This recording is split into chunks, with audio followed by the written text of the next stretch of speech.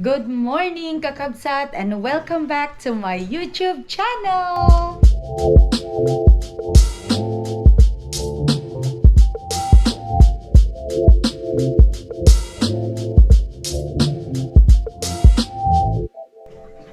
Ayan, oh my God. Day 2 ng aking Junakis na nakauwi.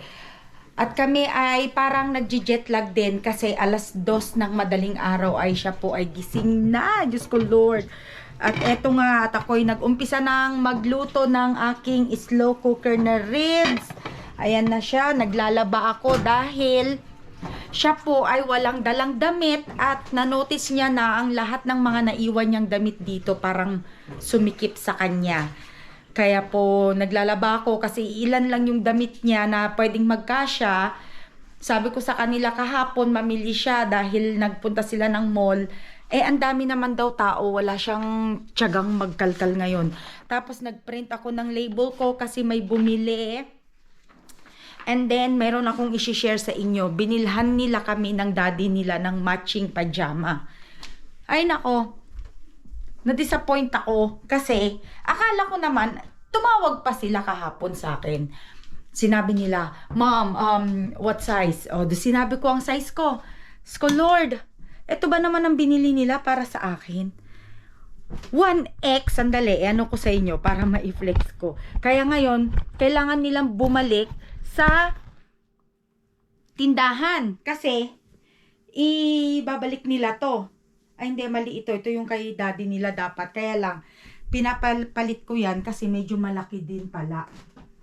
Ito yun. Ito yung pantalon. Akala nila, ang nakuha nila is large. Yung pala ang nakuha nila, 1X. Ang laki. Tas sabi ng bunso ko, Ma'am, kasya na yan sa'yo. Ay, hindi ko isusuot to. Laki-laki. Pwede pa nga ako sa medium eh. Charot. Feeling. Diba? Kaya ngayon, pupunta sila ng tindahan. Babalik sila kasi i-exchange nila tong mga pajama na to. Oh, ang ganda pa naman. Match kami ng daddy nila. Tapos silang magkapatid, match din naman sila. Kaya, ayun. So, tapos siya, si panganay, ang aga niyang umalis ngayon kasi nag-jogging siya.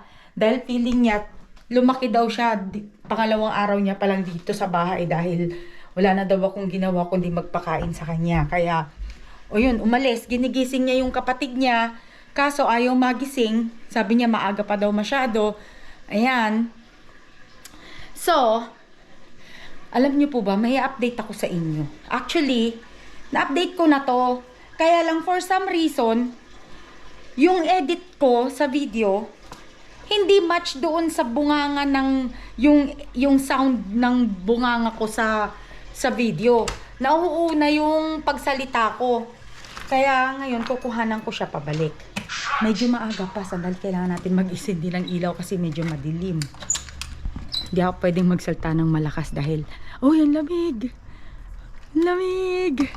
Ayan, madilim pa. It's 6 o'clock na. So, ito yung i-update ko. Ayan. Ayan. Ito. Sinakita nyo empty.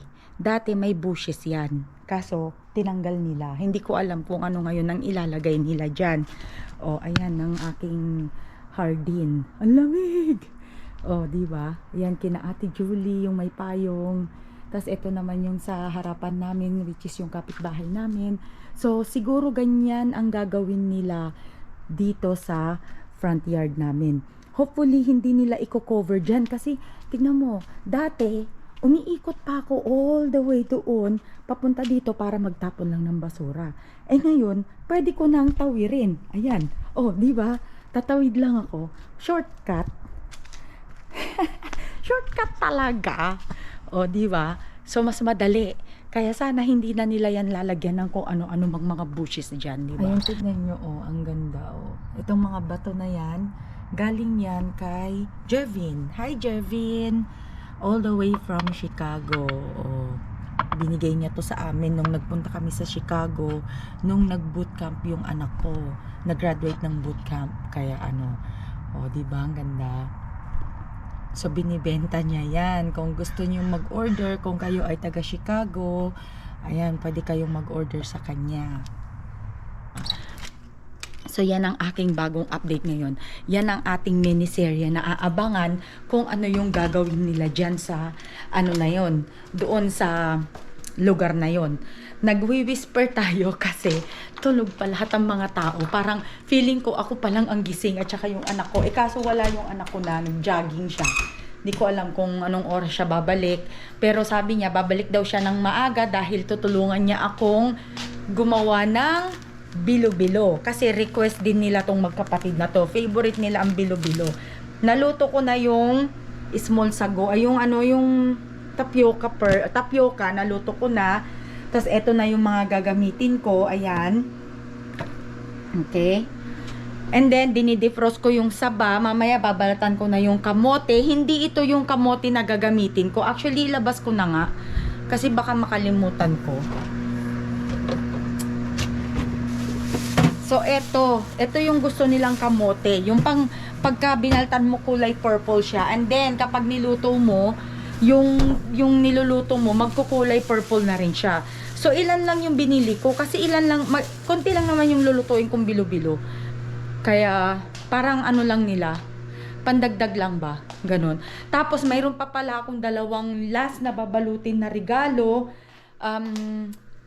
Tapos mag-uumpisa na ako maglinis dito sa baba na naman, na walang katapusang linis. Ay, naku po. Kaya, kasi, dito mag-Christmas sila Ate Julie, yung mga biyenan ko, dito sila.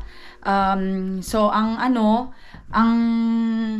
time ng kain is lunch, dinner, at saka late dinner na. Hanggang, ano ba yan? Nakalimutan ko isara buksan yung ilaw. So, hanggang dinner na, hanggang magsalubong na kami ng Christmas. Pero usually, dito kasi, hindi naman sinasalubong yung Christmas. Kaya, kinabukasan na. Tapos, may pasok din si Rani. Wala siya dito ng Christmas. Kaya, pero New Year, nandito siya. Kasama namin siya ng New Year. Kaya, yun. Tapos plano ko sana magsimba pero hindi ko alam kung makakapagsimba kami ngayon, bukas, or baka sa ano na lang, sa Sabado, which is bago mag New Year siguro, kasi para kasama namin si Rani. Kasi gusto ko naman magsimba na kasama naman siya, diba? Kaya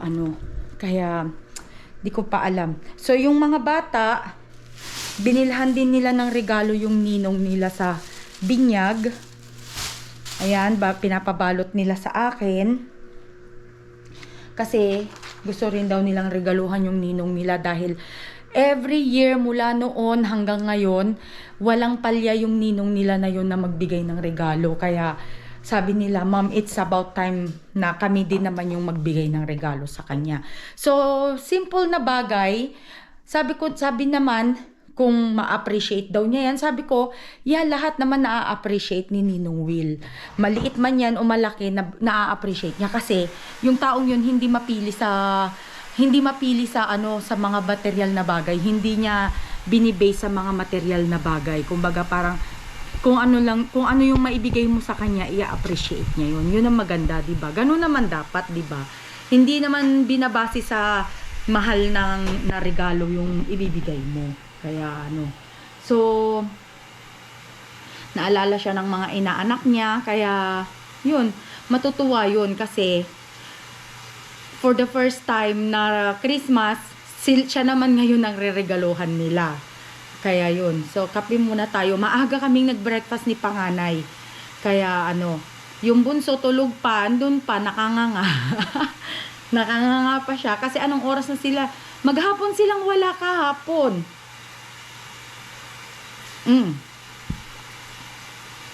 Kaya so bali ang lulutuin ko na lang mamaya is yung fried chicken, pansit, at saka yung bilo-bilo. Yun na lang yata. Oo, yun na lang. Yun na lang pala ang lulutuin ko talaga. Tapos titignan ko kung makakapagluto ako ng biko. Pero marami na kaming dessert. Actually, wala pa, iisa lang pala yung dessert namin. So siguro gagawa ako ng biko. Ito na. Luto na ang pansit, ang aking chicken, tapos andito yung aking homemade na apple pie, and yung Portos. Ayan, oh. Yan. So, medyo malamig yan. Tapos, nagawa ko na rin ang fruit salad, di ba, kahapon. Pero, nasa ref pa siya. Hindi ko pa siya nilabas. Nagawa ko na rin ang bilo-bilo. Pero parang may problema ako dito sa bilo-bilo. Hindi lumalambot yung bilo-bilo. I think mali ata yung nagamit kong rice flour. And then, nagawa ko na rin ang ribs. Ayan, nandyan na siya. Pero saka ko na yan ipapakita sa inyo pag nandoon na siya sa table. Nalinis ko na rin kinda, sort of, yung table namin, except for yung jacket ni Rani, nandito pa. Yung couch namin, hindi ko pa siya na-empty talaga. Nandoon pa yung mga jacket ko, ayun. So, tatanggalin ko yan maya-maya. And, ang gagawin ko naman na ngayon ay magwawalis na lang ng konti, and then maliligo na ako. So, today, ang team naming 4 ay pajama.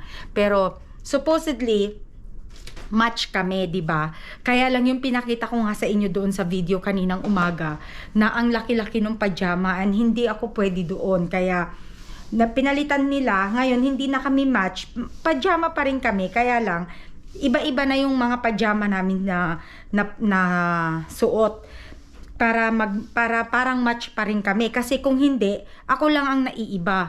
Kaya yung panganay ko, nag-iba rin siya ng pajama, kaya para iba-iba na lang, kunyari, 'di ba?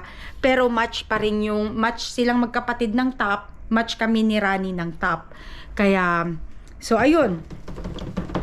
So hinintay na lang namin, dapat ang umpisa ng kainan namin is 1 o'clock. Kasi darating yung mga biyanan ko ng 1, kasi I think si Dad kasi magsisimba, kaya yun. Tapos si Kuya Ricky at saka si Rani ay may trabaho. Wala rin si Renzi, nagtrabaho siya, kaya mamaya pa si Renzi darating. Ayan, so nakapagwalis na ako dun sa part na madumi.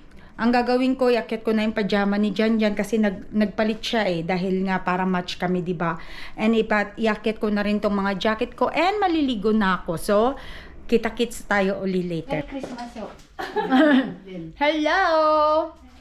Ayan, andito na si Dad. Andito na si Ate Julie. Hi! Merry Christmas! Yeah! Andyan na si Nanay, and then Alan. Tulog pa si Rani, and John tulog. Kaya ano, papanamngay? I'm gonna get the red like salad. Oh, nagsalad ka na? Well, like, So, ayan, there's no salad. Oh, okay. Itong mga handa namin, puro lahat homemade. Ayan. O, di ba? Baked sushi ni Ate Julie. Kasama na rin yung seaweed. Sarap. Merry Christmas! Tapos yung aking ribs na ini-slow cook ko yan overnight. Hi, Dad! Hi. Merry Christmas. Merry Christmas! There you go. So, kami-kami pa lang. Hi, Nay! Hello! Let's eat! Merry Christmas!